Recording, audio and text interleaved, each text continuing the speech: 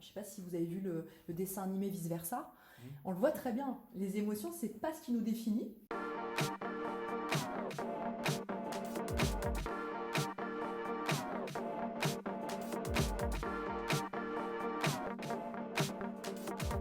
Papote, papote. Bonjour à tous, bienvenue dans ce nouveau podcast de It's OK. Aujourd'hui, on reçoit Anne Blondel, donc psychologue à Lille, pour un podcast qui aura comme thème la santé mentale chez les jeunes. Donc, pour commencer, est-ce que vous pouvez un peu vous présenter, parler un peu de vous, votre parcours, votre métier? Très bien. Bon, comme vous l'avez dit, je m'appelle Anne Blondel, donc j'exerce le métier de psychologue depuis 2016 du coup, depuis l'année où j'ai été donc diplômée à la faculté de Lille 3.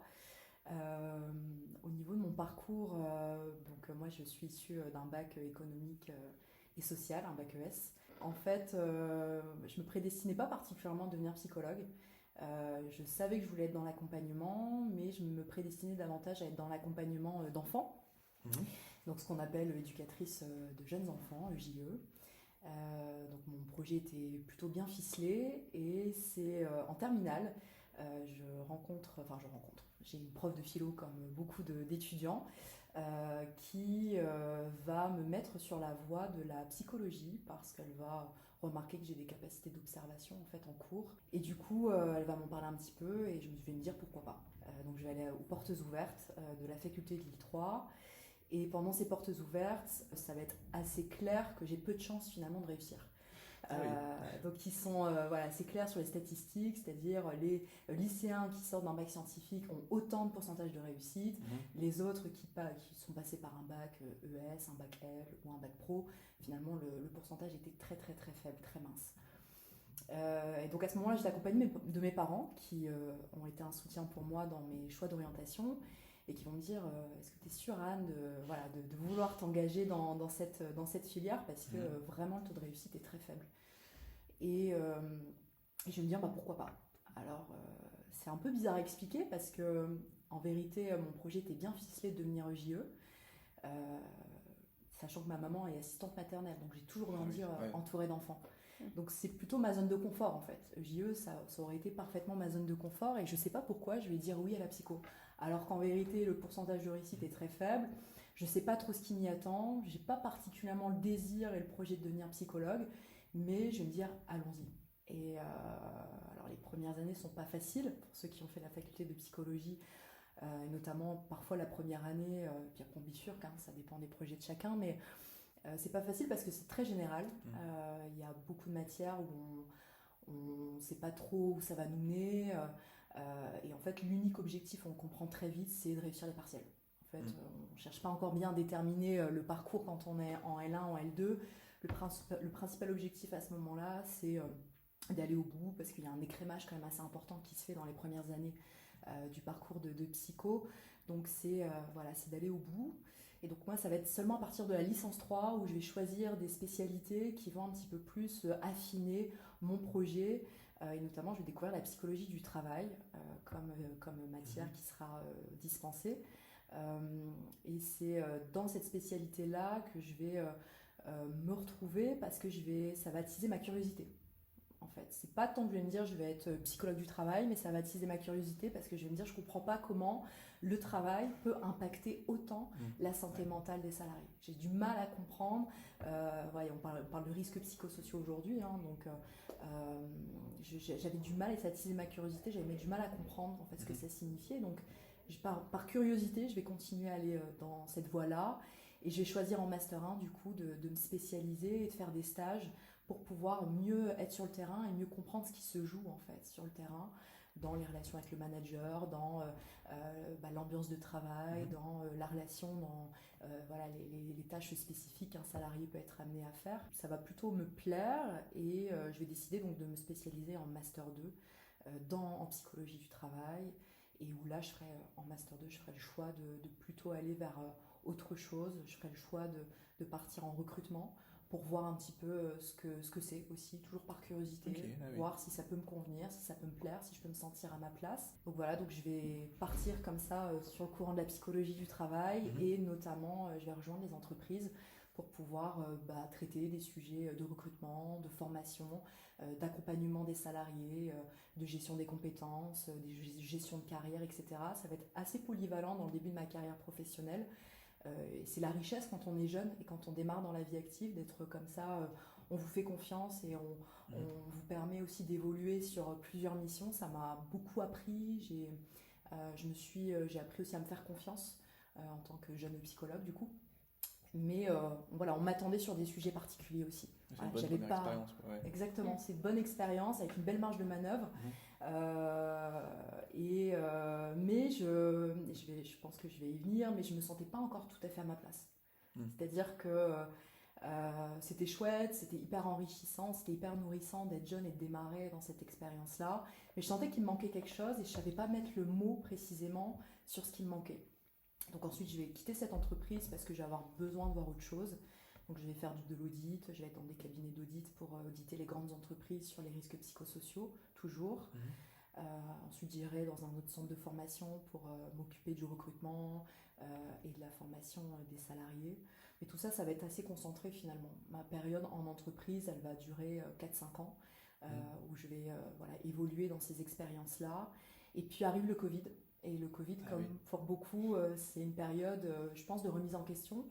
Parce que nécessairement, on est moins stimulé par l'environnement extérieur puisqu'on est contraint à rester chez soi.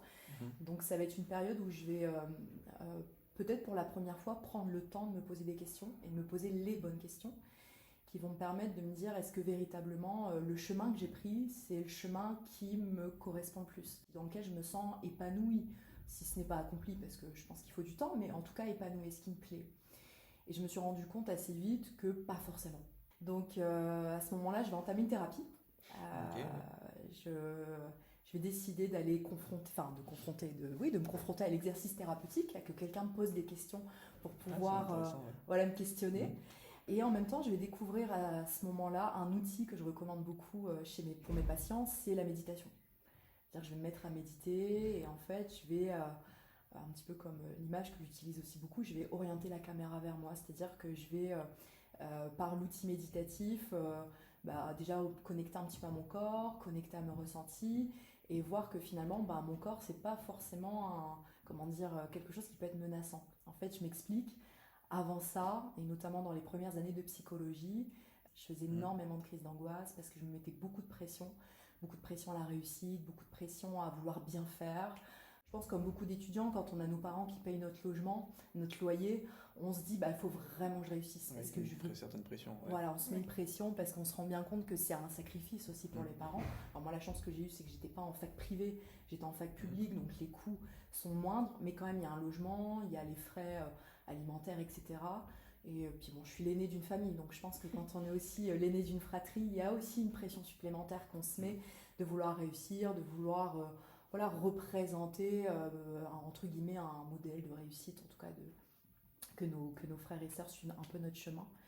Donc ça n'a pas été facile et donc à travers la méditation, ça m'a permis aussi de me rendre compte que je pouvais me réguler, que je pouvais m'apaiser par moi-même et que c'était chouette aussi d'aller à la rencontre de soi, que c'était chouette aussi, je pense qu'on y reviendra dans vos questions, de démarrer la thérapie, puisque en fait en étant psychologue aujourd'hui, je vais y revenir en libéral, j'ai déjà fait l'exercice pour moi d'être une patiente. Voilà.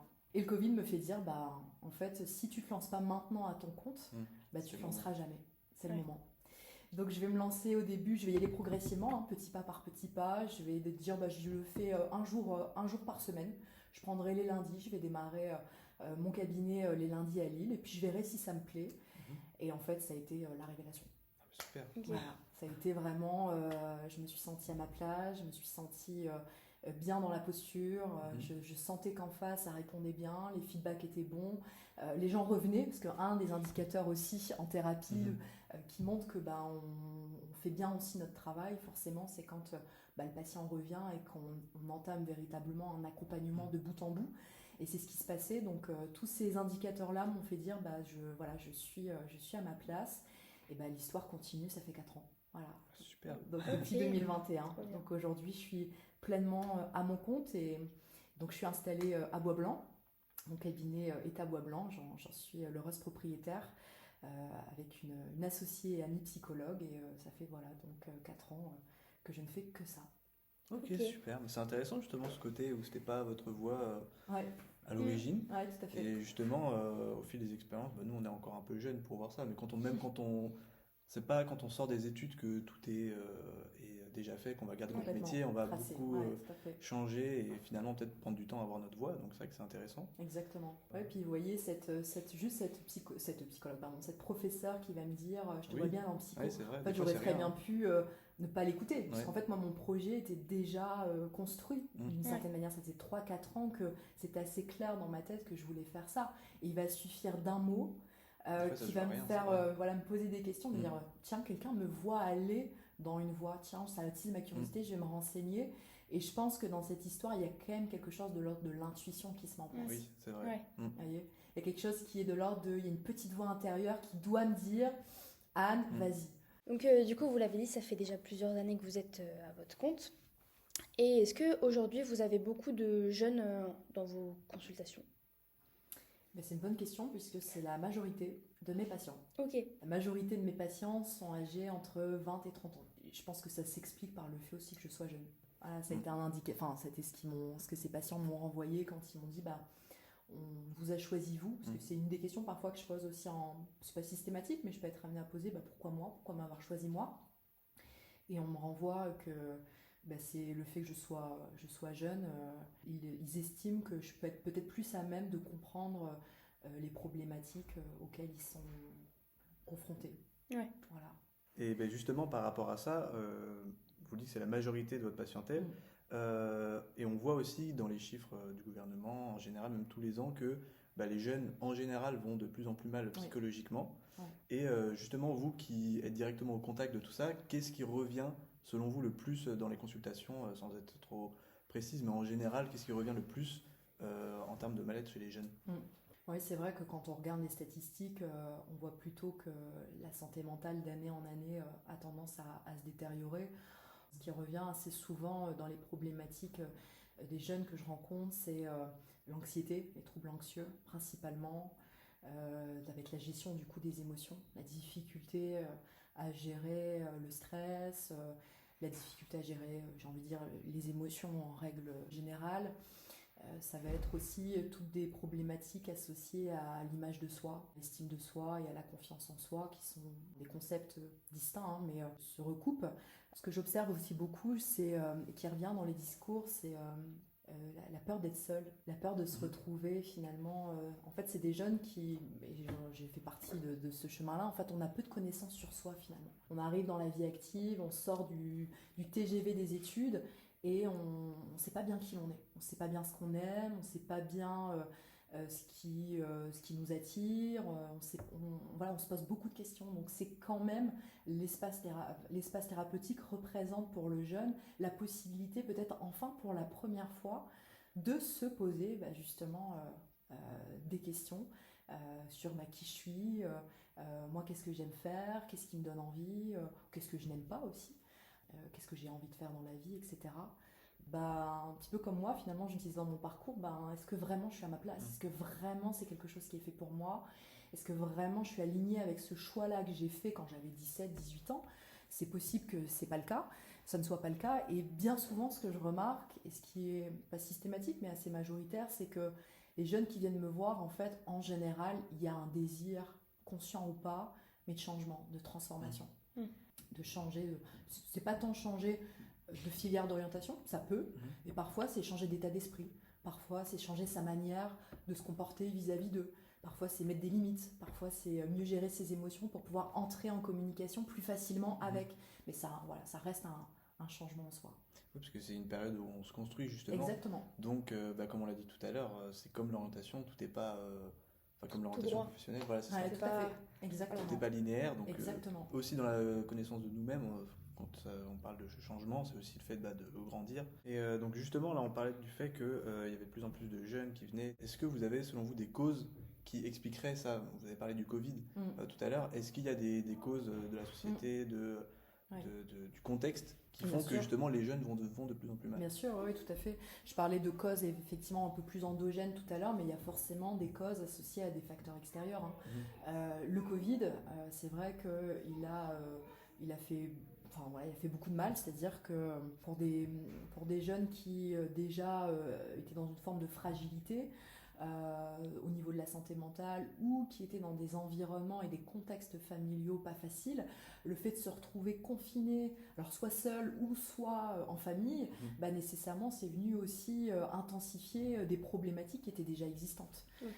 Sachant que le confinement il n'a pas duré une semaine, il a duré plusieurs longues semaines, voire a été répété. Donc c'est vrai que le Covid, à la fois ça a pu avoir un côté positif pour certains, de prendre le temps de s'outiller un peu différemment et de faire des expériences nouvelles, autant pour d'autres ça a été véritablement une souffrance, le fait de ne plus être en contact, de ne plus avoir de lien social, ou le fait d'avoir un lien social à distance, distancé finalement en visio, via les réseaux sociaux, le fait de ne pas pouvoir sortir de chez eux aussi.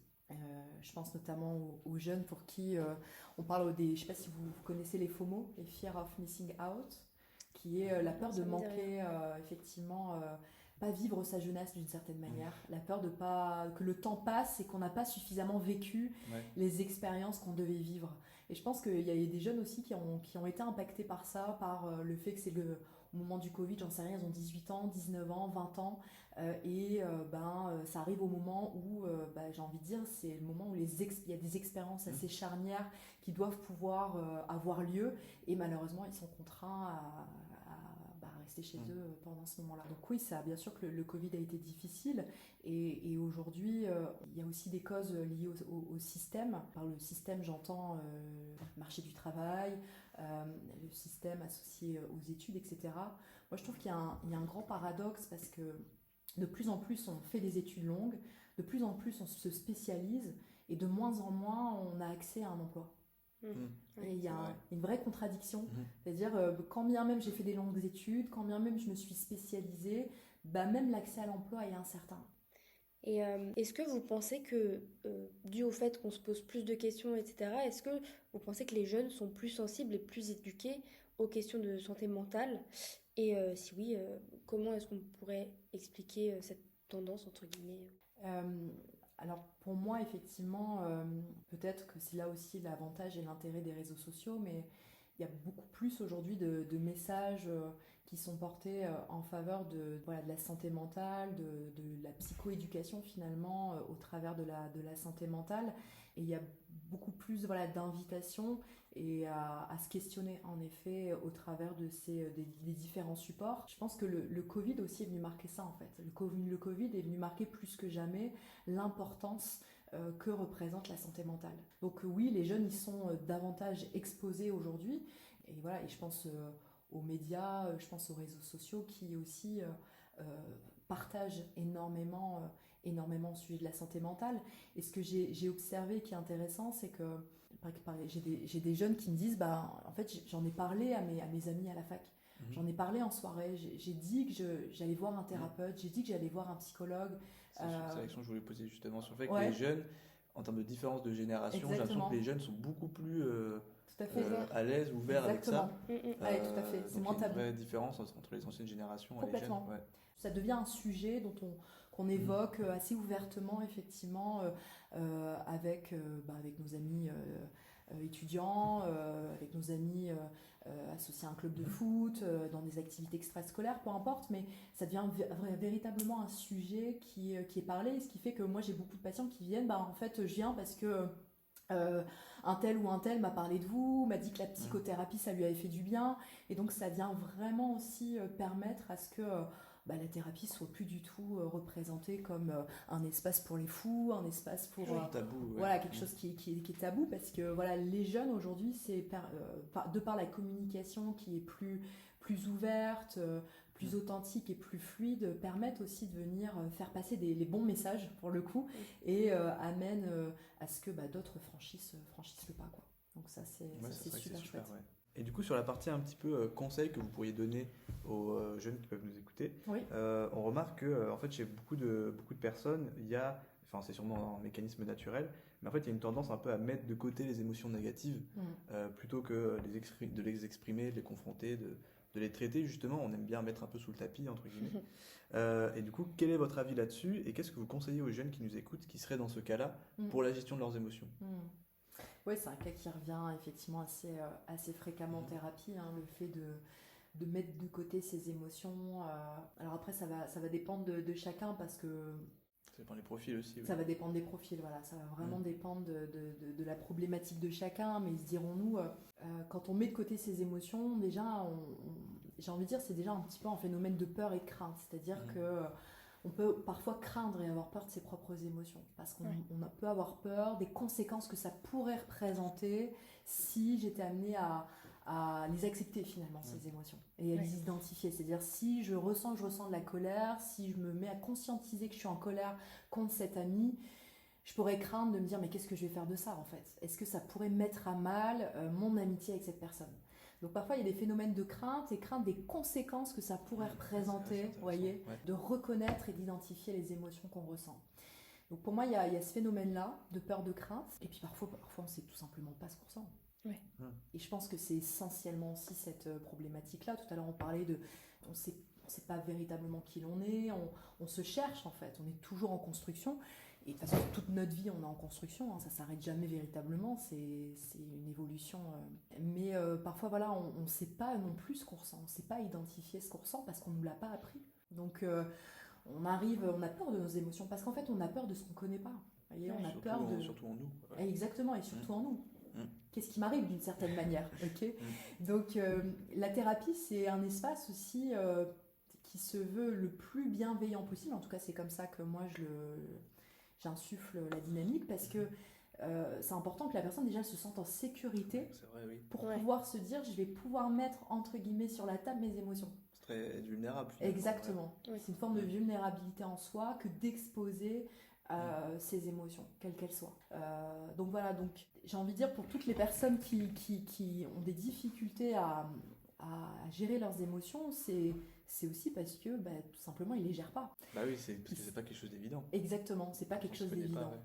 Donc c'est tout l'enjeu de la thérapie, c'est de leur montrer qu'ils sont en sécurité quand ils vont mettre sur la table leurs émotions, quand on va parler de leurs émotions, qu'on va nécessairement revenir sur des situations dans lesquelles ils ont ressenti les émotions, mais pour leur montrer que en fait, l'émotion, elle n'est pas là pour nous enquiquiner, elle n'est pas là pour nous embêter. Dans le système, l'émotion, c'est notre allié finalement. Je ne sais pas si vous avez vu le dessin animé Vice Versa. On le voit très bien. Les émotions, c'est pas ce qui nous définit. On n'est pas nos émotions et nos émotions ne nous définissent pas en tant qu'être humain, mais sont là un petit peu comme sur un tableau de bord dans un véhicule pour nous donner des indicateurs. En fait, ils sont précieux parce qu'ils nous donnent des indicateurs sur les situations qu'on est en train de vivre. Notamment quand je ressens de la colère, en fait, ça me questionne sur la situation. Parce que si je ressens de la colère, ça veut dire que soit on m'a manqué de respect, soit on a été profondément injuste envers moi. Il y a quelque chose dans la situation qui ne me convient pas. Voilà, qui rentre en confrontation avec mes valeurs parfois. Et c'est important de la reconnaître, cette émotion de la colère, parce que ça va permettre aussi d'aller mettre ses limites, ou d'aller dire non, d'aller dire voilà, quand tu m'as fait ça, moi ça ne me convient pas.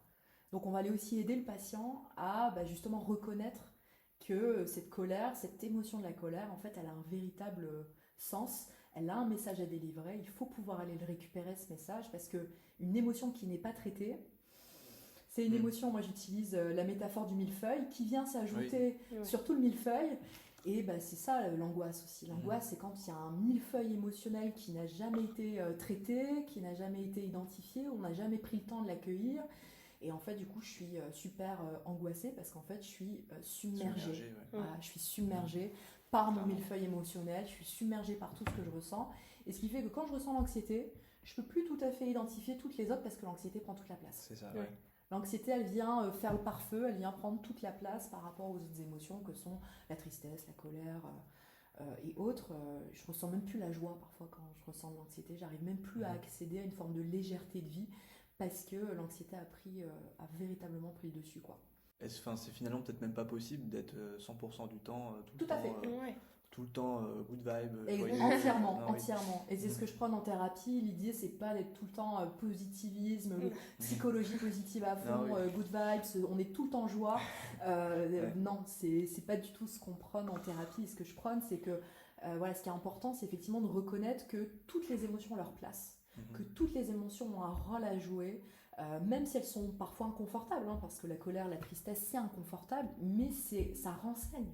C'est important de considérer que ça renseigne sur une situation et qu'elles ont tout autant leur place que les autres. Ok, c'est super intéressant et c'est un super conseil justement qu'on peut donner. Donc tout à l'heure on parlait du fait que c'est de moins en moins tabou d'aller en thérapie, mais il y a quand même encore des tabous autour de ça. Et entre autres on remarque qu'il y a des jeunes pour qui c'est une épreuve d'aller en thérapie, pour qui ça peut encore être un peu la honte, ou même une pression. Et aussi, moi j'entends beaucoup autour de moi des gens qui me disent oui, je vais pas très bien, mais je vais pas assez mal pour aller en thérapie. Qu'est-ce que vous pouvez conseiller à ces personnes qui n'osent pas du coup passer le cap? En fait, pour moi, la thérapie, l'entrée en thérapie, ce que j'ai tendance à dire, c'est une question de juste timing. Le juste timing, c'est quoi? C'est quand on se sent prêt, d'une certaine manière, à vouloir changer quelque chose. C'est-à-dire que parfois, attendre que tout aille super mal, c'est peut-être pas une bonne solution en soi. Parce que quand on a atteint, j'ai envie de dire, cet état-là, en fait, on va faire une thérapie un petit peu de pansement, c'est-à-dire on va faire une thérapie, on va déjà tenter de restabiliser la personne le plus possible. Mais le travail, il ne va pas encore commencer à ce moment-là. Le travail, il va commencer seulement quand la personne, elle va être stabilisée.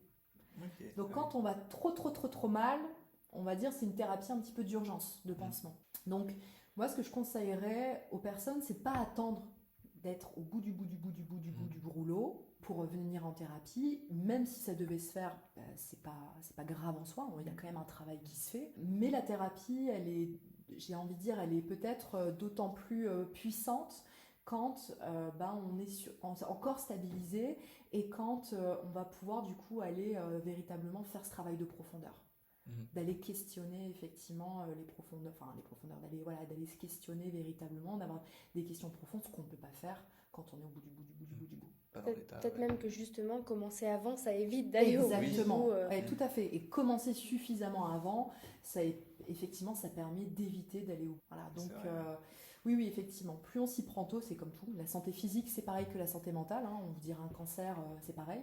Plus on s'y prend tôt, plus on le diagnostique tôt, plus on se prémunit et on se préserve effectivement le fait parfois de guérir plus vite aussi, hein, mais là c'est pareil aussi pour la santé mentale, et c'est tout à fait juste. Ok. Donc si vous sentez que ça va pas très bien, attendez pas trop. Voilà, c'est ça, exactement.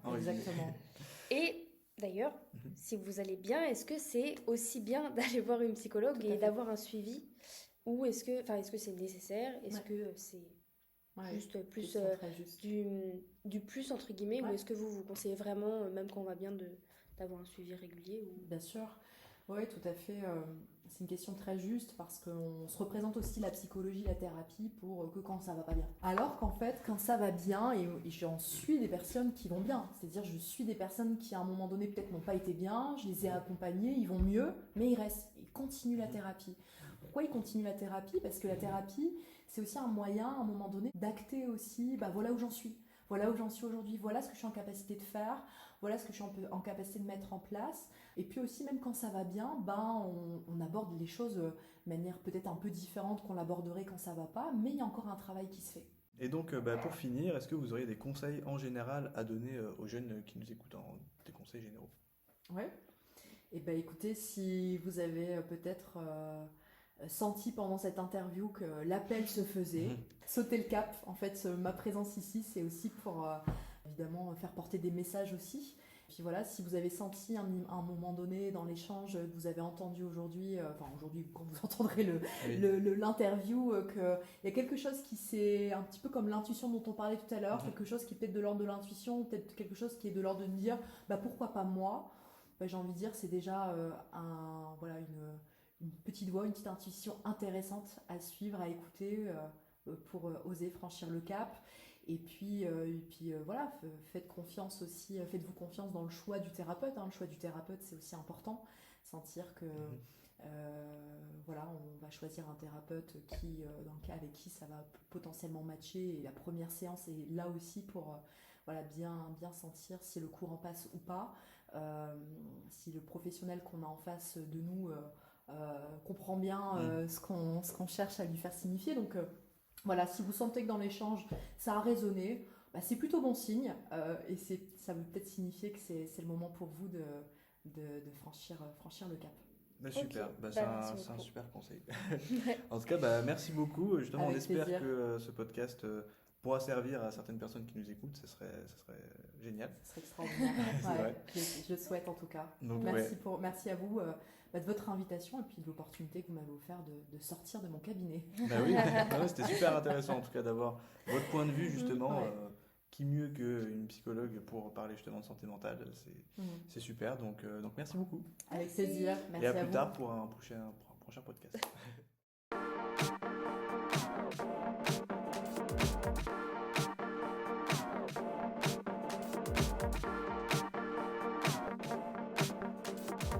À bientôt!